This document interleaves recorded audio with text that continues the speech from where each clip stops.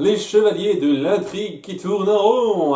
Bon, comme je l'ai dit, on va avoir droit à pas mal d'épisodes de ce genre-là où il va y avoir des flashbacks sur ce qui s'est passé durant ce laps de temps de 6 semaines où tout le monde a perdu la mémoire et ce qui se passe maintenant.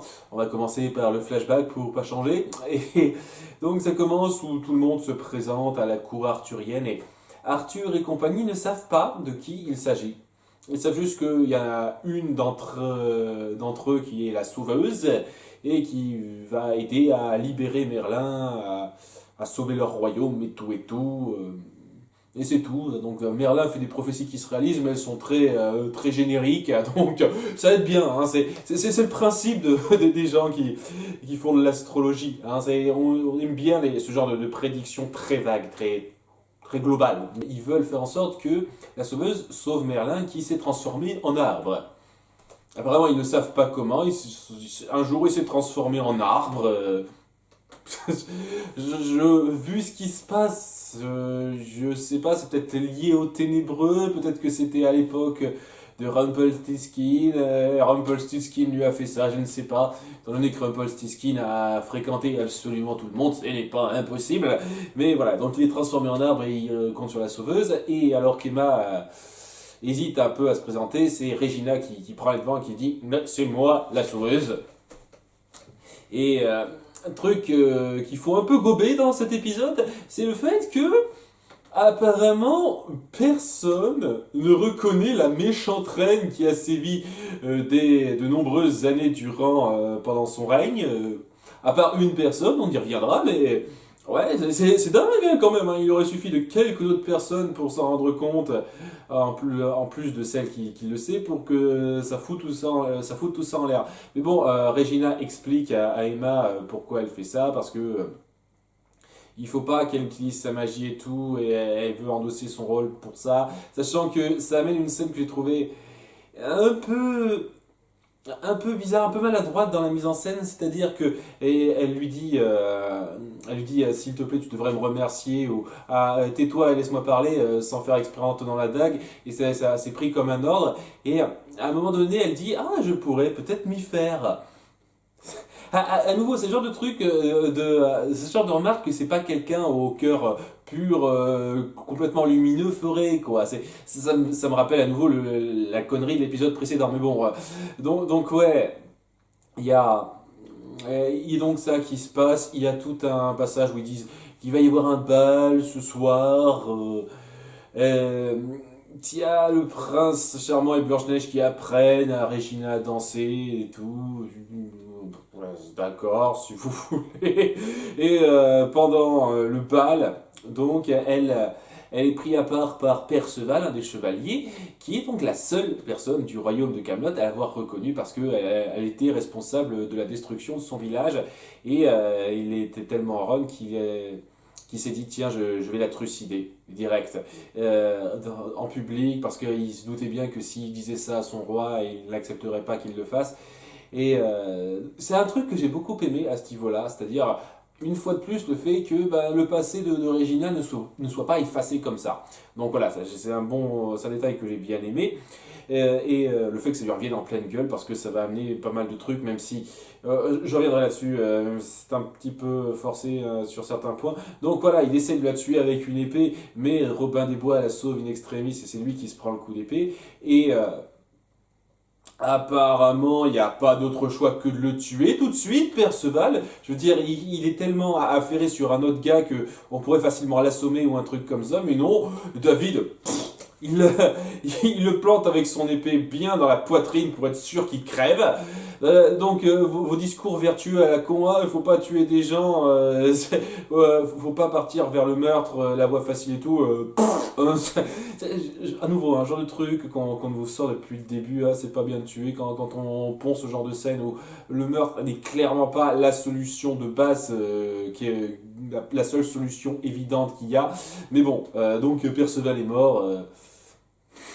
Voilà, il existait beaucoup plus important de la série Camelot. Donc, hein, Et donc, suite à ça, Robin est mourant, blessé et tout, et Regina essaie de le soigner avec sa magie, mais ne le peut pas, puisque cette lame était enchantée pour la tuer, et donc, comme elle était enchantée pour la tuer, sa magie ne peut rien faire pour ça, et donc elle supplie, elle demande à Emma de le soigner, Robin, avec sa magie de ténébreuse, parce que oui, un truc bizarroïde, apparemment, avec ça, c'est que en étant en renaissant en tant que ténébreuse, elle n'a plus du tout accès à ses anciennes capacités.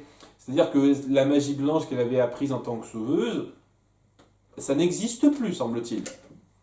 Ouais, c'est un peu bizarre ça, je trouve ça un peu bizarre. Mais bon, donc ouais, alors qu'elle s'apprête à soigner Robin avec ça, c'est là que l'apparition de Rumpelstiltskin, donc l'hallucination des ténèbres, lui vient en lui disant ouais, d'accord, fais ça, mais il y aura un prix à payer. Et le prix à payer pour sauver une vie, c'est une vie. Grosse connerie. C'est sur ça que repose tout le scénario de cet épisode. Grosse connerie. Elle soigne un type. À plusieurs moments, on a vu des personnes soigner des blessures. Alors peut-être que c'est une blessure magique, je peux le comprendre, mais pourquoi le prix ce serait une vie? Et pourquoi maintenant vous savez que le prix il y a un prix fixe précis à ce niveau-là? Depuis quand? C'est- Sérieusement, vous ne savez pas manipuler ça depuis le début de votre série. Le coup de la magie a un prix, sauf quand elle en a pas, parce que c'est de la magie qui passe comme ça et qui est pratique. Mais là, ça doit représenter une grosse affaire sérieuse et tout et tout. Donc là, il y a un prix important. Et en plus, étant donné qu'on va être bien spécifique, ce coup-ci, ben, le prix, ça va être une vie contre une vie. Sachant que, à nouveau, il est juste blessé au ventre. Ce qui, je reconnais, n'est pas du tout une jolie blessure, mais je suis presque certain que ce genre de choses peut être soigné à la normale, quoi. C'est-à-dire sans utiliser la magie et qu'il faudra plusieurs semaines, quelques mois pour s'en remettre, mais ça peut se soigner, ça. Mais non, non, il doit être mourant et tout, et apparemment, le sauver, ça requiert de tuer quelqu'un, et apparemment, en faisant son sort, Emma a décidé de faire en sorte que le prix à payer se paye pas, en tout cas pas tout de suite, pas avant 6 semaines. Apparemment, c'est le nouveau. Voilà, c'est. Là, du ta gueule, c'est magique, mais bien, hein, vraiment. Hein, donc, mais le fait d'avoir fait ça, ça l'a un petit peu. Ça l'a un petit peu ténébrisé. Et il commence à sentir un petit peu les écailles vertes qui lui poussent sur la main. Et c'est un truc qui n'arrive que dans le pays des contes de fées, ça. C'est-à-dire, on est le ténébreux, on a des écailles vertes seulement dans le pays des contes de fées, ou quoi? J'ai pas compris ça. Parce que oui, quand elle est dans notre monde, elle a pas du tout les écailles vertes, elle a le teint tout à fait normal, elle a juste les cheveux teints en blanc et elle aime porter le noir parce que c'est dark. Mais sinon, non, hein, donc ouais, c'est le début de la chute pour elle, et voilà. Sachant que je n'ai pas parlé, mais il y a aussi une petite histoire lors du bal avec Henri qui commence à fricoter avec une fille de son âge, me semble-t-il. Et donc, un début de relation amoureuse qui se crée. Il est mignonnet, on va dire. Et donc, ouais, ce flashback passable, pas sensationnel, mais ça reste passable. Donc, dans notre monde du présent, tout le monde est un petit peu inquiet pour Emma, et c'est pas très clair exactement ce qui a été fait envers elle. Et sincèrement, la façon dont ils le mettent en scène, ils essayent de rendre ça le plus générique possible. À nouveau, je vois aucun indice ou quoi que ce soit qui laisse penser que ça va partir sur quelque chose ou quoi que ce soit. En tout cas, c'est mon impression. Mais voilà, donc ce qu'elle dit en gros, c'est que elle est ultra en run contre tout le groupe parce qu'ils l'ont trahi pour une raison ou une autre. J'espère que c'est pas pour cette raison de on m'a forcé à soigner un type. je, je sais pas trop. Donc j'espère que ce sera un petit peu plus profond que ça. J'imagine qu'il va y avoir une espèce de moment où Regina forcera Emma à faire quelque chose et c'est ça qui va amener la chute de tout ça, etc., etc. Un truc de genre là, je pense. Et donc, ouais, elle est un peu en run contre tout le monde. Elle est à nouveau elle est dans son statut, mais genre en l'assumant complètement. Je- donc c'est pas, c'est ça le truc avec ça, c'est que elle a clairement conscience de qui elle est, puisque elle a toujours des sentiments de mère envers Henri, parce que Henri ne l'a pas trahi pour elle. Et apparemment, elle est toujours attirée par Kylian. Et donc, ouais, son cœur n'a pas noirci, etc. etc. C'est elle qui a complètement embrassé les ténèbres. Ça va, il n'y a pas de problème. Elle est cool avec ça. D'accord, c'est. Pas fan! Pas fan! Le truc avec Rumpelstiltskin, le fait qu'il embrasse les ténèbres, est un petit peu logique. Parce que, comment dire, c'était quelqu'un de faible, hein, mentalement, physiquement et mentalement, qui a été. Qui a pas été aidé par la vie, qu'on l'ait traité de lâche pendant un gros moment et et que la seule fois où il a pu prouver qu'il n'était pas un lâche, on l'a manipulé pour qu'il en soit un au final. Vous voyez, c'est plutôt fort là, et c'est complètement logique, mais avec Emma, je ne comprends pas exactement ce qui pourrait la faire embrasser les ténèbres, à part cette espèce de manipulation. Je ne sais pas très bien. Voilà, pour moi, ça me paraît un peu facile. À nouveau, hein, les petites manipulations qu'on voit avec Rumpelstiltskin qui lui apparaît en tant que ténèbres et tout, ben je me dis, ouais, c'est pas ultra convaincant. Voilà, c'est pas ultra convaincant. J'attends de voir hein, vraiment des passages où ça arrivera à me convaincre, mais pour l'instant, cette espèce de passage vers la voie du côté obscur en étant tenté et tout, je ressens pas grandement. Hein. Donc ouais, tout le monde est un petit peu à cran par rapport à ça, mais pour le moment, il y a un problème urgent à régler, c'est-à-dire le fait que, bon, déjà, toutes les personnes de Camelot ont atterri à Storybrooke maintenant, et j'en ai pas parlé parce que, oh, c'est vachement important quand même.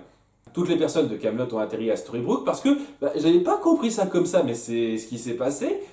Emma a relancé une nouvelle malédiction. Voilà, alors, ok, l'espace d'un moment, je me suis dit, mais à ce moment-là, pourquoi toutes les autres personnes de Storybrooke qui sont là sont dedans? Je veux dire, ok, c'est un peu logique, puisque ça a marché exactement de la même façon avec je ne sais plus comment il s'appelle, le fan de Star Wars qui n'apparaîtra plus jamais, donc, que j'avais beaucoup aimé, mais qui n'est pas été géré, malheureusement, hein, et tout. Comme beaucoup de personnages qui sont mal gérés, Auguste qui a fait une rapide réapparition mais on n'en a plus rien à branler maintenant, vous voyez ce genre de truc. Hein.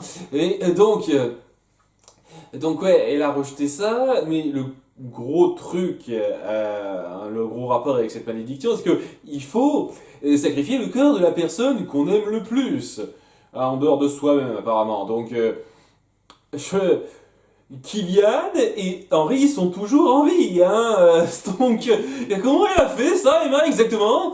Je me demande bien. Ou alors, est-ce qu'ils vont nous faire une espèce de grande révélation comme quoi elle a forcé quelqu'un d'autre à le faire pour elle? Je sais pas trop, c'est pas clair pour l'instant et j'espère qu'ils feront une explication satisfaisante parce que pour l'instant, je suis perplexe. Je suis perplexe. Donc ouais, elle a relancé une nouvelle malédiction, donc il y a de nouvelles règles en place, qui fait que si on sort de Storybrooke, ouais, c'est un gag récurrent presque, maintenant il y a un nain qui essaye ça, et si on sort de Storybrooke, bah, on est transformé en arbre, comme Merlin a été, donc c'est pour ça que je me dis, ouais, c'est peut-être un truc de ténébreux ça, je sais pas trop, voilà, c'est Simplet qui est transformé en arbre, voilà, histoire de dire, sachant que honnêtement, à part Grincheux, tous les nains sont interchangeables, leurs traits de caractère sont pas sensationnels ou quoi que ce soit. Hein. Et ils sont là pour faire des corps en faisant presque rien de sensationnel, quoi. D'ailleurs, oui, j'en parle rapidement. Pour l'instant, Grincheux a un petit rôle, pas négligeable. C'est pas sensationnel non plus, mais pas trop négligeable. Donc, s'il continue comme ça avec Grincheux, je pourrais être relativement satisfait de ce qu'ils ont fait de lui. Après, voilà, c'est juste un petit début. Hein. Si c'est juste ça que vous faites, ça va pas être sensationnel. Hein. Mais voilà, c'est histoire de dire. Donc, ouais, le gros problème qui vient avec ce nouveau Storybrooke 3.0, sérieusement, c'est le fait que maintenant, il y a prix à payer pour avoir sauvé Robin qui revient dans la gueule de tout le monde. Maintenant, je sais pas, est-ce que c'est dû au fait que quand Emma a lutté contre sa noirceur et qu'elle voulait rester dans le bien et tout, elle allait empêcher le prix de se payer, mais maintenant qu'elle a à fond embrassé sa noirceur, c'est bon. Je sais pas trop, c'est pas clair pour moi, mais bon voilà, tout de suite il y a une espèce de créature, une espèce de harpie noire avec des ailes relativement stylées, j'ai trouvé, qui est en fait une furie qui vient réclamer la vie de Robin parce que le prix n'a pas été payé pour ça, et donc ça amène Regina à lutter pour essayer d'arranger ça, mais elle n'y arrive pas, elle est un peu blessée en chemin et Blanche-Neige et David lui disent allez, va te faire voir à l'hôpital, va te faire soigner à l'hôpital, va te faire ausculter et tout, alors que je dis non, non, non, elle a juste à se soigner, elle peut le faire directement, il n'y a pas besoin d'aller à l'hôpital pour ça, c'était stupide je trouve, mais bon, donc elle est, ça nous donne une excuse pour qu'elle soit un peu à part et qu'elle tombe sur Belle, qui veille sur Rumpelstiltskin pour lui dire ah j'ai trouvé le truc par rapport à ça, là, donc la furie qui est là pour réclamer son prix et tout, et soit faut payer le prix, soit il faut dire au revoir à Robin. Et donc il y a Regina qui décide de s'y rendre, accompagnée de Blanche-Neige, le prince charmant, Leroy et Arthur qui décident d'être là. Et donc elle dit ah si tu veux sa vie, non, prends la mienne à ma place. Et alors que la furie s'apprête à prendre sa vie, il y a Blanche-Neige qui vient s'interposer en disant ouais je participe aussi, et le prince charmant moi aussi, et Leroy moi aussi, et Arthur ouais je sais pas pourquoi ça m'intéresse mais moi aussi je suis noble. Donc ça nous sort le délire à la Gardien de la Galaxie où tout le monde se partage le truc et où tout s'arrange. Mais parce que voilà, en voulant aspirer une vie, et cette fois en devant aspirer celle de 5 personnes, parce que oui, se tenir les mains, ça fait se connecter tout le monde, et ben ça fait rien. Je sais pas, est-ce qu'ils ont tous perdu 15-20 ans de leur vie tout de suite? Je sais pas trop, c'est un peu bizarre pour moi, c'est un petit peu bizarre, mais voilà, donc ça... donc la furie a pris son dû et elle se barre et puis voilà, tout s'arrange, tout le monde est content. Regina a repris confiance en elle parce que oui, c'était tout le délire de cet épisode, c'est-à-dire Regina qui est pas sûre d'elle en tant que leader et tout, et là elle finit par regagner confiance en elle, elle finit même par sauver le nain qui avait été pétrifié par Emma à la fin de l'épisode précédent. Voilà, elle pouvait pas le faire au début de l'épisode et il fallait qu'elle attende la fin pour le faire. C'était vachement utile ça. Et on revoit rapidement Henri qui refait la connaissance de Violette, la fille de son âge qu'elle a rencontrée. Et après, avec la même chanson, ils se disent ah, j'ai un air de déjà vu. Donc, ah, l'amour brille sur les étoiles et tout et tout. Ouais, c'était correct à nouveau, rien de sensationnel, mais ça passait. Le dilemme de Regina était intéressant, même si j'ai le sentiment que ça fait un peu redite par rapport à d'autres trucs qu'on a vus avant. Mais voilà, il y a son dilemme par rapport au fait qu'elle a peur d'assumer son nouveau rôle de leader, de personne qui doit gérer les autres, de personne de sauveuse, quoi, de nouvelle sauveuse entre guillemets. Et avec quelques confrontations avec Emma qui sont relativement cryptiques que pour l'instant j'ai du mal à percevoir. Je veux dire, il y a un moment donné, il y a un passage à la fin où Regina accepte, accepte les remerciements d'Arthur qui la considère encore comme la sauveuse, même si elle a reconnu avoir été la méchante reine. Apparemment, on peut être les deux à la suite. Lui, il prend ça comme ça, il se dit pas que ça aussi était un mensonge. Et je sais pas, il a l'air d'avoir de la rancœur pour ça, je veux dire. Je, je sais pas très bien, est-ce que tu cherches les lauriers? Ah non, mais c'est moi que vous devriez aduler en tant que. Non, je sais pas trop, je vois pas ce qu'il peut y avoir comme de rancœur là-dessus. C'est un petit peu bizarre à ce niveau-là, donc ouais, les échanges entre Emma et Regina pour l'instant sont un peu énigmatiques et pas forcément dans le bon sens pour l'instant. Reste à voir si c'est bien géré pour la suite, mais voilà, donc tout le passage autour du prix à payer pour sauver Robin était forcé et ridicule pour moi. C'est vraiment dommage. Et je sais pas, tous les autres persos se passent correctement. Il y a un passage avec Killian qui essaye d'embrasser Emma, qui ne lui en veut pas trop, Emma. Oui, Emma, elle est en run contre tout le monde, sauf Henry et un peu Killian. Et il essaye de l'embrasser et elle part pas de ses ténèbres parce que, comme elle a dit, c'est exactement ce qu'elle veut. Et à nouveau, j'attends de voir pourquoi elle veut ça. Et je me dis, ok, d'accord, ah, c'est mal barré, comment va-t-on faire et tout, pour la sauver et tout. Ouais, il n'y a aucune piste ou quoi que ce soit. Et j'en sais rien. Est-ce qu'elle est vraiment si maléfique que ça? Et elle s'est juste positionnée en disant, ouais, maintenant j'embrasse la magie ténébreuse. Mais en dehors de ça, elle a rien fait de mal. Et Manon, elle a rien fait de mal. Elle a ajouté la malédiction pour qu'il rentre à Storybrooke. Ok, peut-être que c'était mal ou pas, j'en sais rien. Mais en dehors de ça, le problème avec la Furie, c'est parce que Regina n'a pas voulu payer un prix, qui à nouveau, ce qui à nouveau était forcé. Vraiment, je le pense sincèrement. Donc, ouais, je sais pas trop quoi. Je sais pas trop cette espèce de délire comme quoi ils essayent de la sauver, la rancœur et tout. Pour l'instant, ça me paraît relativement peu crédible avec ce qui est mis en place. Après, oui, ils essayent de construire un mystère autour de ça, et sait-on jamais, ce sera peut-être un bon mystère, mais juste sur le coup, pour l'instant, je suis plus perplexe qu'autre chose. Donc, j'attends de voir à ce niveau-là. Et il reste un dernier truc dont discuter rapidement, parce que à la fin du flashback, Arthur discute rapidement avec Guenièvre par rapport au fait qu'ils doivent retrouver la dague du ténébreux parce qu'ils en ont besoin pour finir de reconstituer Excalibur parce que sans ça leur royaume est perdu, je ne sais pas pourquoi. Ils n'arrêtent pas de construire mais des mystères à la volée, hein, c'est dingue. Il y a énormément de mystères qui sont instaurés là dans ces deux premiers épisodes. Et ouais, bon, je sais pas pourquoi il y a absolument besoin qu'Excalibur soit reconstruit entièrement, reforgé entièrement pour que ça marche.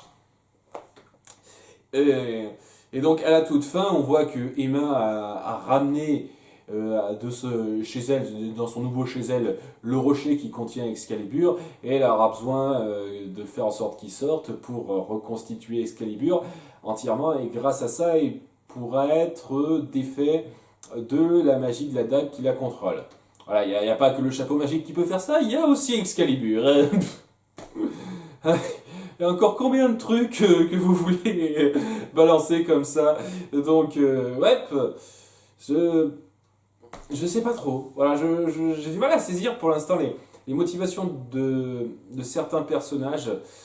Et ça crée des mystères, hein. C'est pas forcément une mauvaise chose, mais pour l'instant, j'attends de voir quoi. Vous créez du mystère, vraiment assez rapidement en 2 épisodes, et ça va un peu vite pour moi, et je sais pas trop quoi en penser pour l'instant. Peut-être que ce sera bien géré par la suite, peut-être que non, mais pour l'instant, ouais, c'est juste du correct, quoi. Ah oui, rapidement, Zelena a un micro-rôle histoire de dire qu'elle est là. Je sais même pas si elle est revenue à Storybrooke lors du lancement de la malédiction. Je pense que oui, mais bon, vu que personne dit ah tiens Zelena a disparu, ah, c'est problématique tout ça, non, personne n'en parle, donc je pense que oui, mais ouais, c'est juste pour dire voilà, c'était bien la peine de la faire venir dans ce monde-là, c'est pour qu'elle ait ce genre de micro-rôle là, quoi. Peut-être qu'elle va être un petit peu l'instigatrice de ce qui va arriver à Emma, mais justement, c'est pas ce qui est insinué, c'est tout le monde qui serait responsable de ça, pas seulement les Elena, donc je ne sais pas, je ne sais vraiment pas. Voilà, il y a beaucoup de trucs où je me dis, je ne sais pas quoi en penser. Mais dans la réalisation, c'était pas mal, voilà, j'ai plutôt apprécié. À bientôt pour l'épisode 3, ciao!